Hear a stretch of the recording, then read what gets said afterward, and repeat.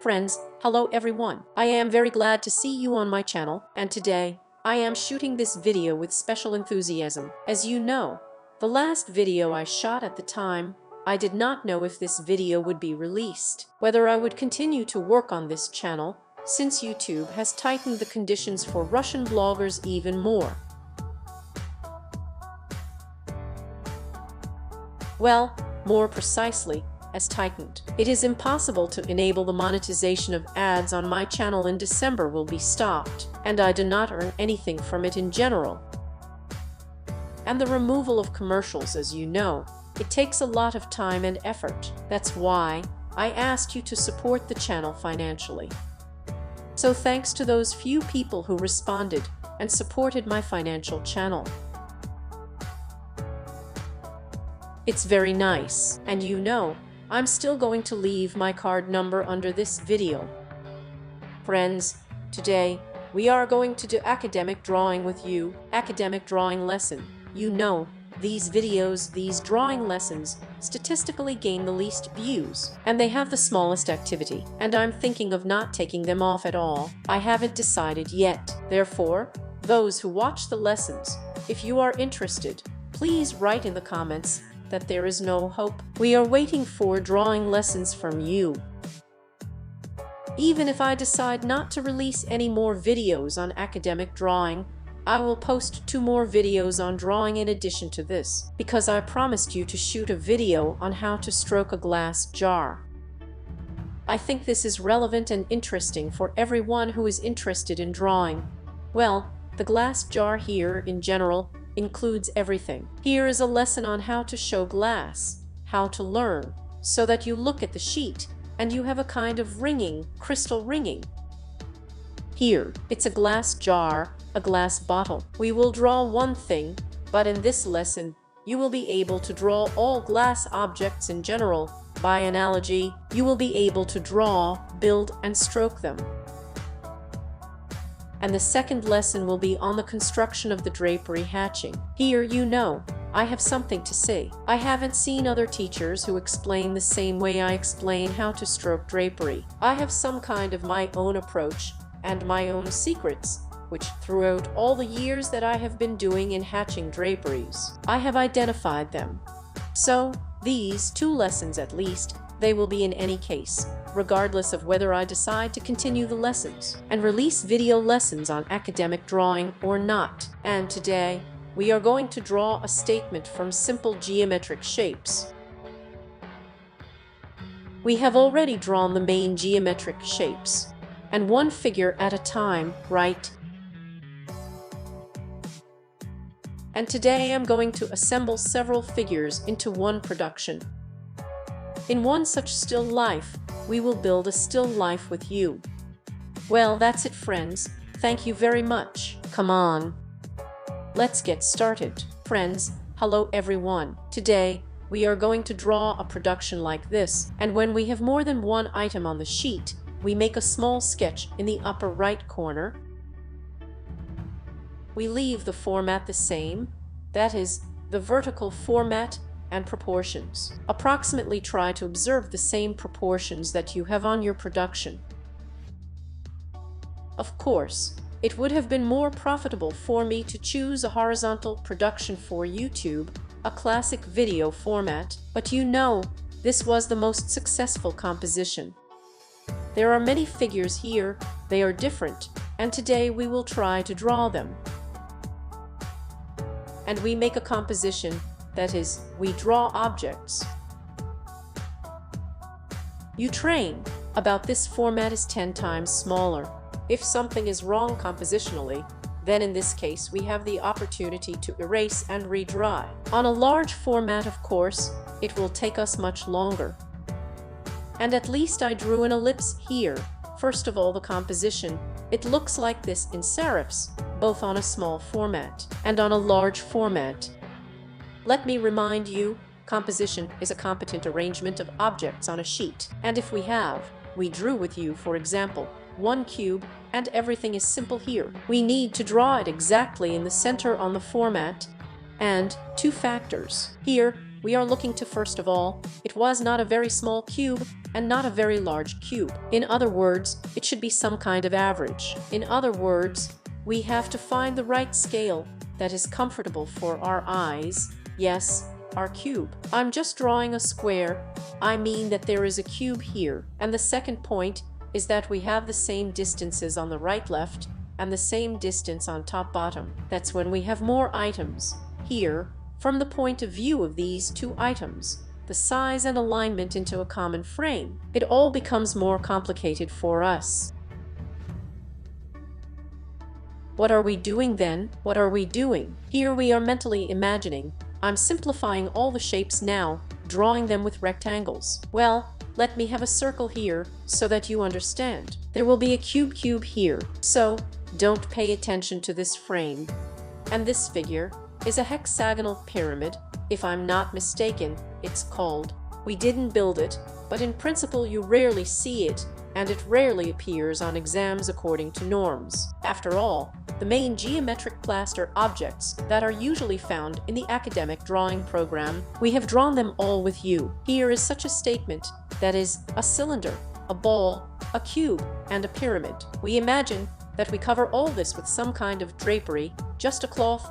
I'll put it easier. The fabric in the setting in still lifes is usually called drapery. Well, with a cloth. And we look at what we got, what kind of figure we got, and as a result, we get this kind of figure, and we already perceive these group of objects as one object and try to fit this object into the frame that we need. In other words, we already remember how we compositionally worked, arranged our cube, one object, and this one subject. It's more complicated in this case, but we try to fit it into our frame. But here, it seems to me, it's a little small, so you can take and enlarge the frame a little. That is, the same thing on the right, on the left. Approximately the same distance should be to the cutoff of our sheet, to the tablet, and from top to bottom, is also approximately the same distance. You may ask, but what about if we have different heights here? Here you choose, for example, the average height. What is the average height? We take the lowest point, the highest point. The average height will be approximately this distance. We divide it in half, approximately this height. From this to the top, and from here to here, we should have approximately the same distance. As I have already told you, there may be a higher distance from above. There may be more here. It is possible to count from this point. We are so arranged psychologically.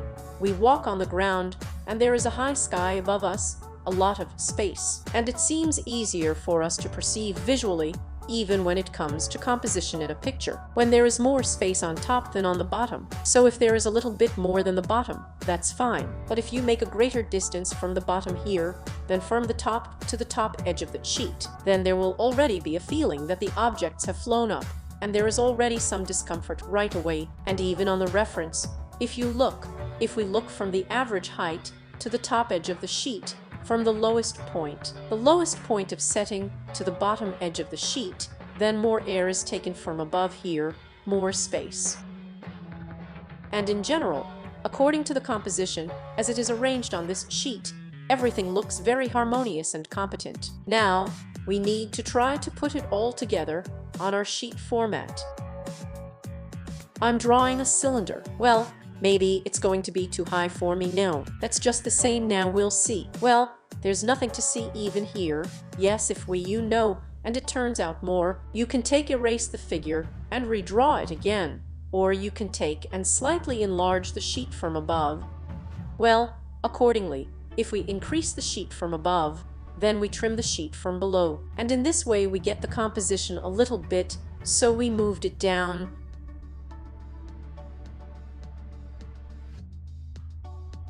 So, I'm just an ordinary cone here for now. With your permission, I'll draw it. And here, we will have a cube. Well, in principle, everything seems to be working out.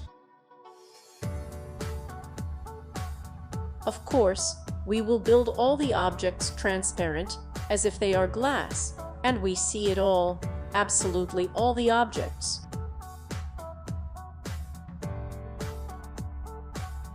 And so it is always in the drawing. And a balloon. This is the composition we will eventually get. I am now critically evaluating my work, looking and thinking what is wrong. Well, look, here is a smaller distance possible than here. Not so disastrous, but in general, it can also be fixed and build up a little. Now, I think that the composition has turned out quite good now. It's not important to stretch on your little sketch. It's not important to stretch individual items. You look at the main thing. You probably figured that out, right? Because, for example, I took the place of the pyramid and drew a cone. In fact, the construction of a pyramid is hexagonal. It begins with the construction of a cone. It's like a foundation and, well, one of the options for building a pyramid is to build a cone first. I've just drawn schematically like this. That is, there are the main dimensions: height, width, the objects themselves. We will already build with you in more detail when we draw it on a large format. And here's the next stage. How do we transfer this composition that we like now to a little bit, maybe you know? I'll cut a cube into a large format. Let me erase everything here so that it doesn't interfere. You know, if you watched my video Draw by Squares, there were a lot of comments like that it's as old as the world, this technique.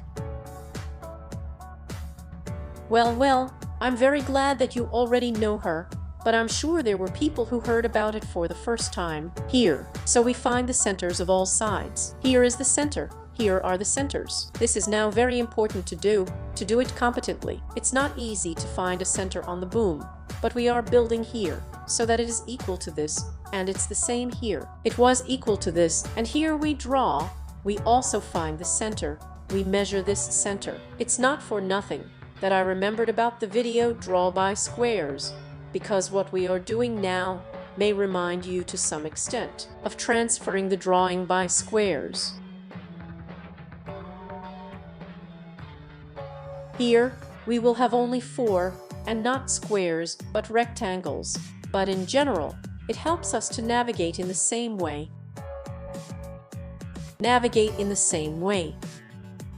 It's not exactly called that drawing by squares. Usually we draw this technique in squares. They don't teach it in institutes, because it's like the same thing as learning how to reduce a carbon copy. After all, when we talk about such professional drawing training, it is not used. And what you are doing now, what we are doing now, what I am teaching you, it does not count as a drawing on a square. It's just some 2 straight lines, such as a coordinate grid, which helps us to navigate approximately. And just, my dear, here is the correct composition of it, to transfer it.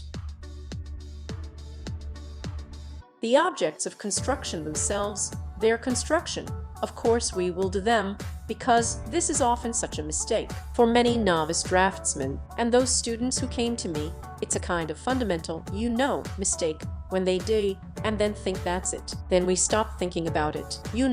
There is no such thing in academic drawing that we stop thinking, stop comparing, stop building all these ellipses, straight lines, centers. We definitely do it. This is not a drawing by squares. We just close, for example, 3 squares, and look at how this straight line divides our cone, how much we have from above and how much from below. But this does not mean that we are not building a central axis. We are building the center of ellipses. Here too, we will build each figure with you. It doesn't have to be done like this. By the way, I don't remember whether I said it or not, but this is exactly these straight, vertical, and horizontal lines. Yes, we do this. They teach this in institutes. It's not called drawing by square, but that's how we make a composition. Divide the composition and divide the vertical and horizontal lines. And now I'm going to tell you how I use the thread. We often use a thread in the drawing. Here I have a thread, right here. When there are many different uses of threads, I will tell you. First of all, you can check the evenness of your line. Maybe I've already said it in previous videos. To be honest, I don't remember. The evenness of the line. Here, this line is considered a construction line, so it's not so important how much it will be. Let's say So glamorous. No, it should be flat. It is important for us to make even lines. It doesn't matter. Probably. Maybe her hairiness. It's not as hairy as it could be, but here's a thread as well. When we draw the main lines, here's how to check how good a line it is. How smooth, even, straight it is. Well, first of all, we check, yes, in this way the evenness. We do not check, of course, according to the ruler, because there is a temptation to draw along the ruler. You will never draw a thread. If there are teachers among you, maybe in District of Columbia, ESO. And then, keep in mind, here, for example, I have a thread hanging on each easel, on each carnation. And we check for hairiness, so that nothing is visible on the right, on the left. That is, a good line, is that it is considered that if when we put a thread on it, then this line is not visible at all. But if this line is not visible, then your line turned out well. And why did I take this thread? Why did I remember about it? Now I need to find the center here of this straight line as much as possible. Although the pencil fits here, but the format is small and 4. Usually we draw in the studio on the A2 format and measure these distances with a thread in this case. So friends, well, I accurately determine the center and draw a straight line.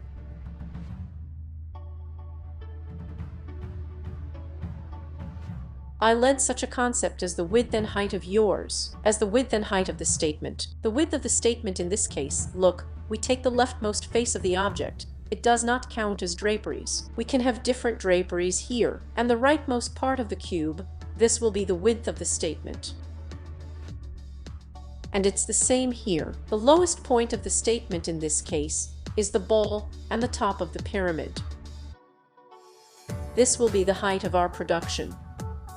You now have to clearly define where you have the top and where you have the bottom. At a certain stage, right now we will have just such a stage. Our production should look something like this. Do you understand what this is?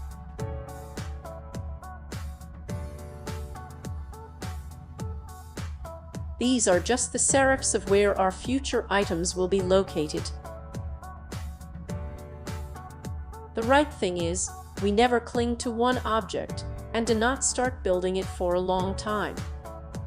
You know, there is such an expression of a person who never draws dryly. First, a person determines the very feet there, then where the crown ends, its width, then the marking, where the head is. Then we look at how many heads and so on, where the knees, elbows, that is, there are also some common serifs. We are always in any production, so that we do not draw, we draw a person, we draw a landscape, we draw a still life. We go from the general to the particular, not the other way around. It is also one of the fundamental mistakes. When a person clings to some one object, he may even be thinking somewhere there. He may know that it is impossible to do this, but sometimes we get carried away, forget about everything. We fall into some kind of mental flow, and that's it. And we begin to draw a ball, for example, in this case, and you will have some kind of one like this. After you draw it and start drawing other objects, it turns out that everything else does not fit. So in order not to fall into this trap, we start working with the fact that we put serifs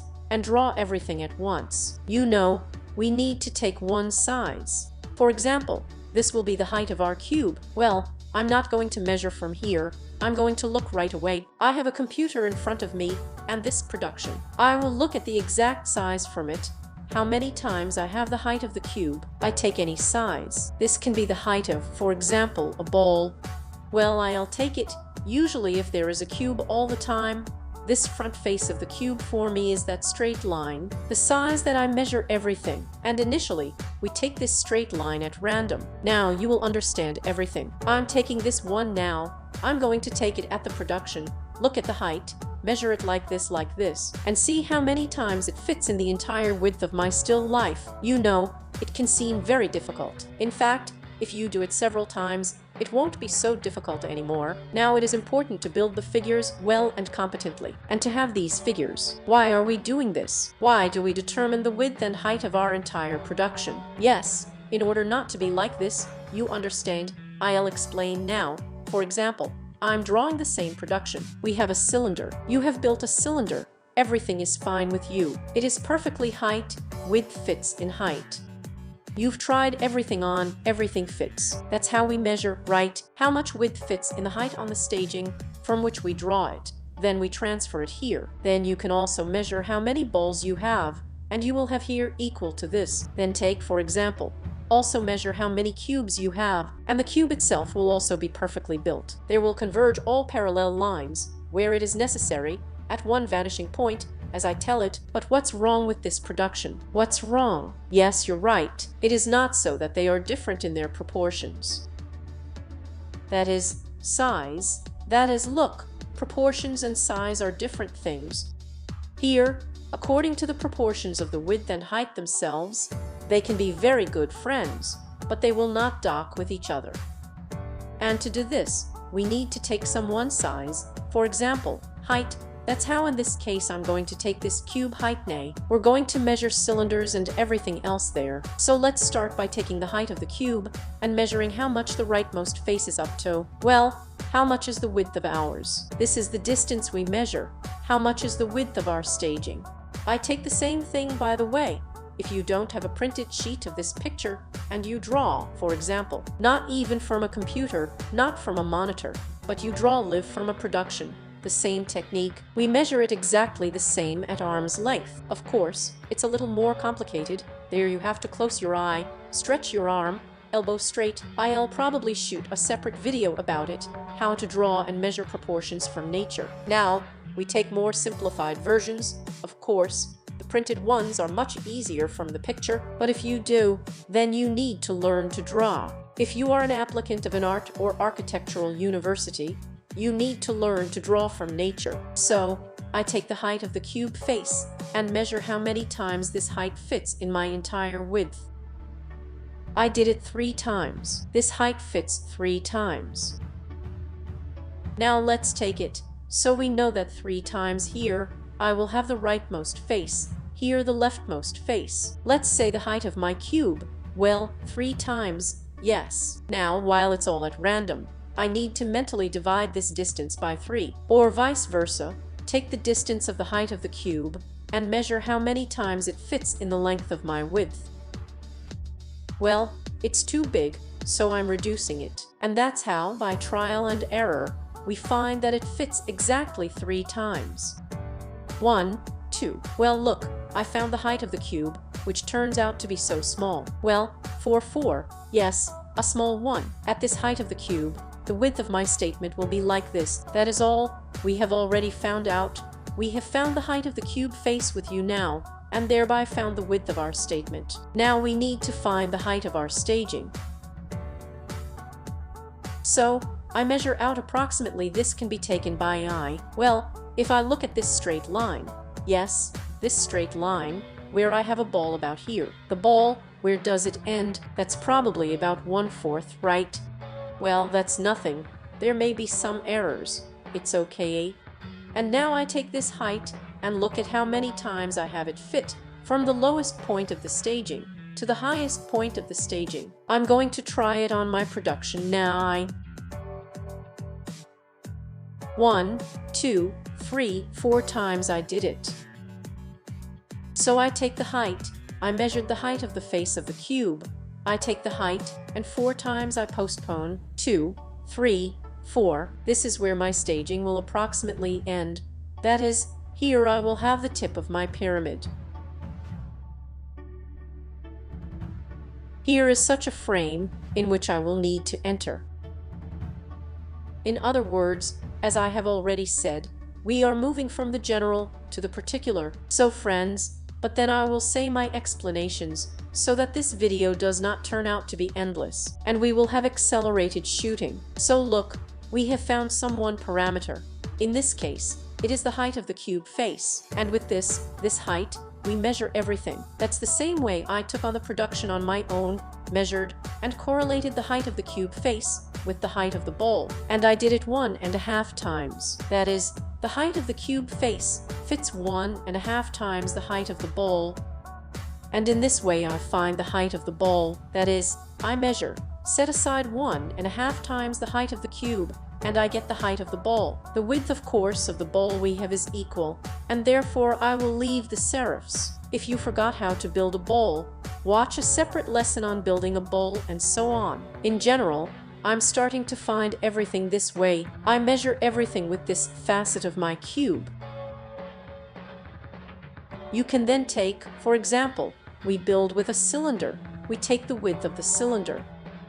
First we found this width in a cube. Yes, we correlated it with a cube. It can be equal to. The width of the cylinder can be a little more, a little wider than the height of the cube, or a little narrower. In other words, we measured this width, found the center, divided it in half, and drew the central axis of our cylinder along the center. And then you can check. At the production, you took the width of the cylinder, measured how many times it fits in the entire height, and they took it, put it aside, and also tried it on. Don't forget about ellipses. Now I'm building a hexagonal pyramid.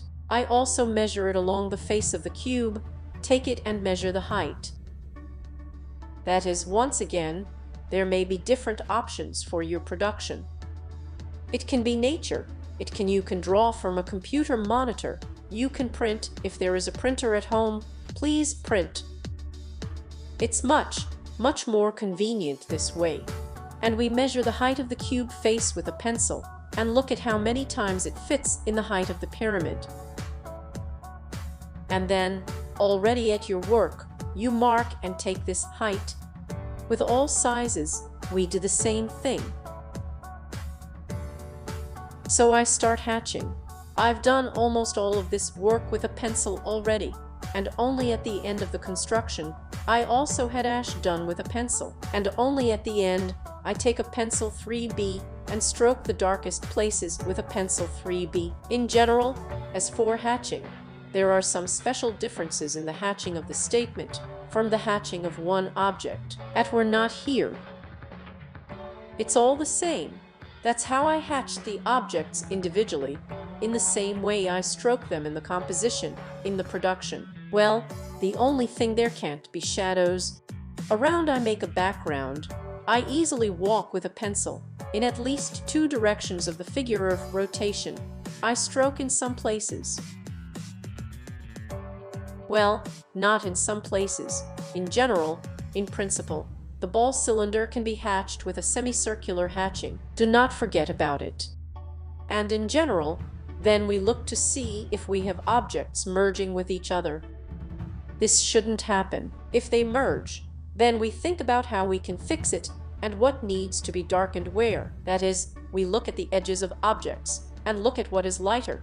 We ask ourselves a constant question: what is lighter? What is darker? All the time, something will be lighter and something darker. If it seems to you that the tone is equally straight there and there, then we take it and fantasize. We lie a little here and to something lighter and something darker, sucking out this contrast from the objects, as it were.